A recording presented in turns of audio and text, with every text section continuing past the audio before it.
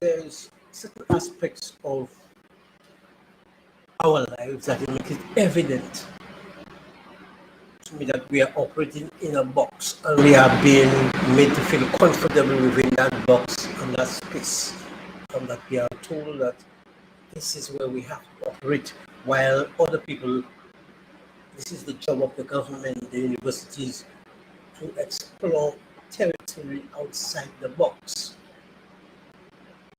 Just stay there inside the box where we have control over the things that we do, the things that we know, that we understand, and the science involved in whatever we do.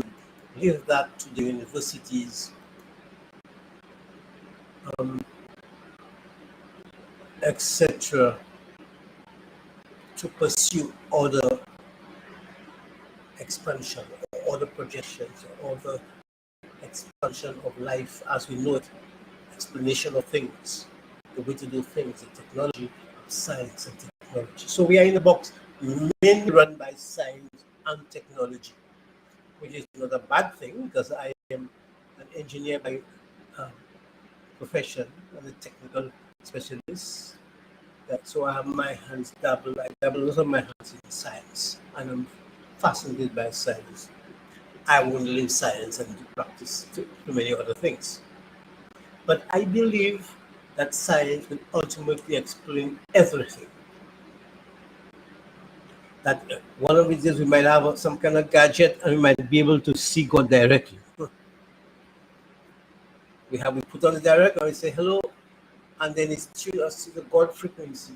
We actually face to face with God and talk one on one, just like we do on telephones and TV and internet, etc. I believe that's where we're heading for, and that we will know God, at least part of God that is will be made visible to us. So science will ultimately explain every single thing that we are doing, all the mysteries and all the preoccupations we have. And we're going to see the continuity in everything. Things that were tabooed will be made, we explained.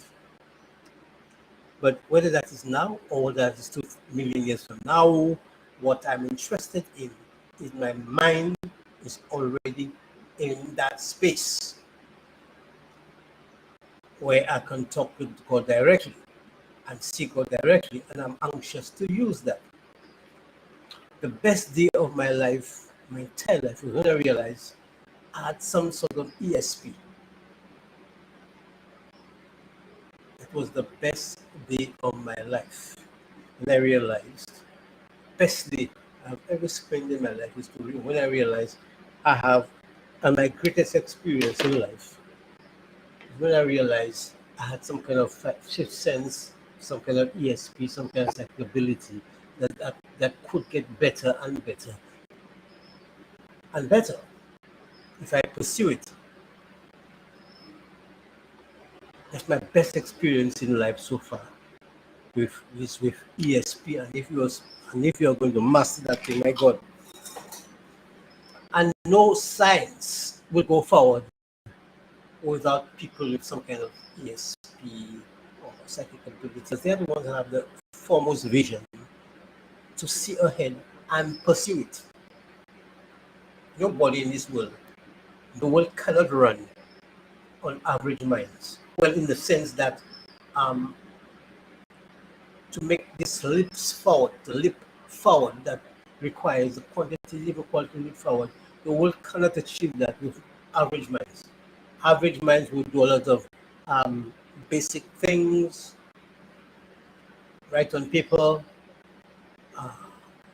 store information in files, and do all sorts of things. But the minds that are going to take the world step up, leap up, have to be people that are gifted in their heads.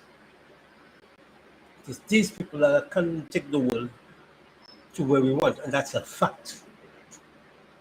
Only geniuses really make lips. I mean, people with labor, look at slaves. Our ancestors look at slaves and they build everything and they get credit for nothing. So I'm not saying that the average, and we were not, I'm not saying that slaves had average minds, because they are not sure there were lots of slave geniuses that were born on the plantations that could have brought science to another level.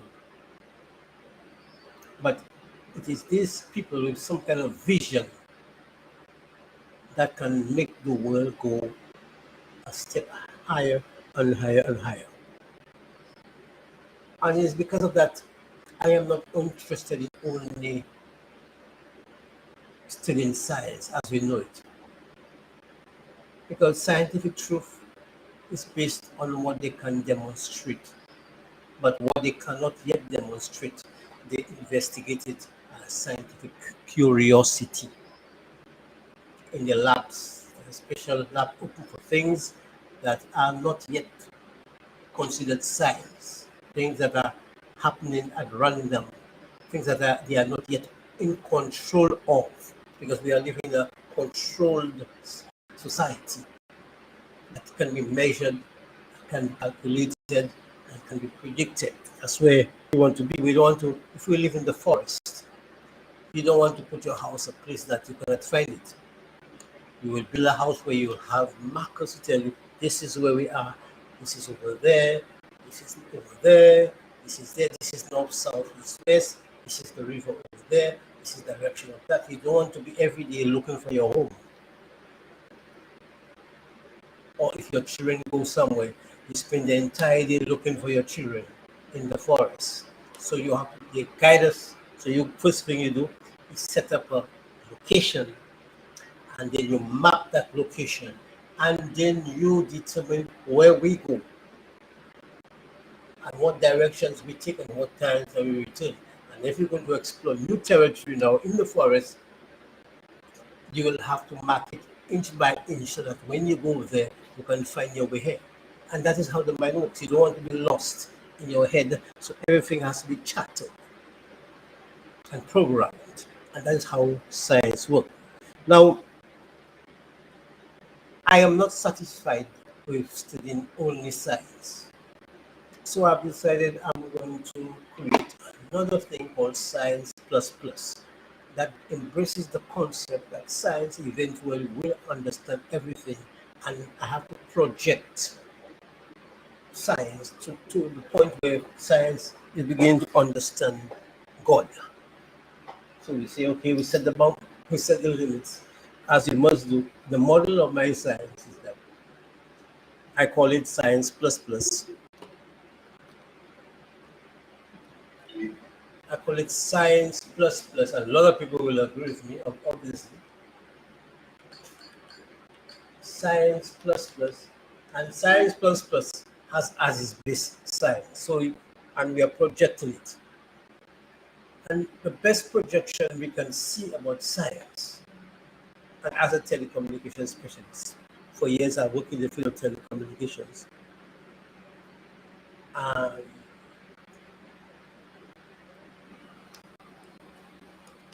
although it is limited to civil aviation and so forth, but there's a common denominator now in everything.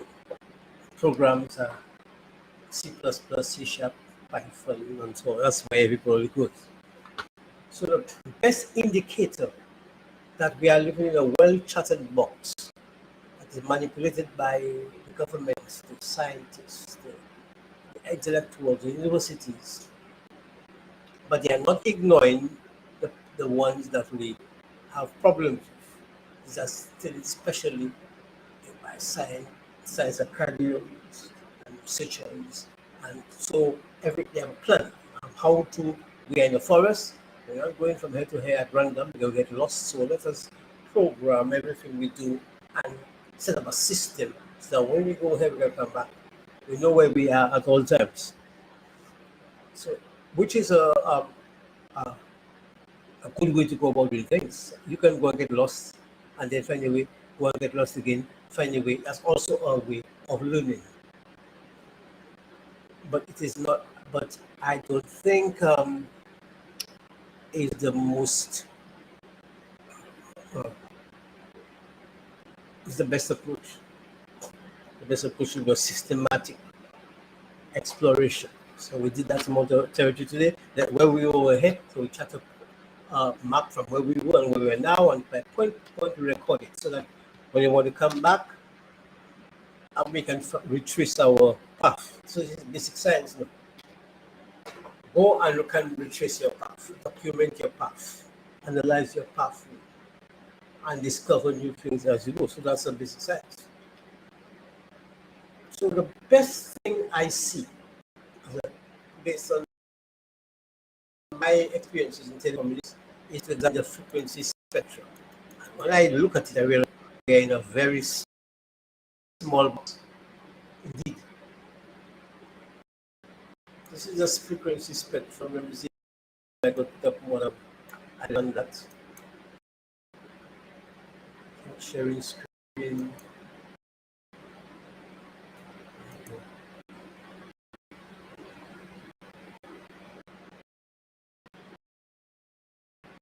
Okay, the frequency spectrum is nothing like this here.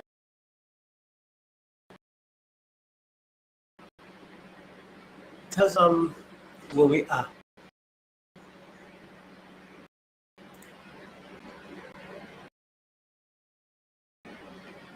So the vibrations we have been able to manipulate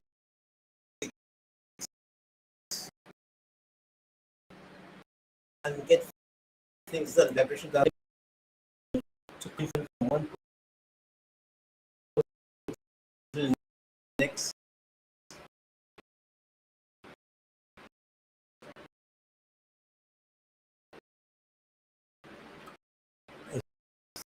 Light is the famous vibration that we have.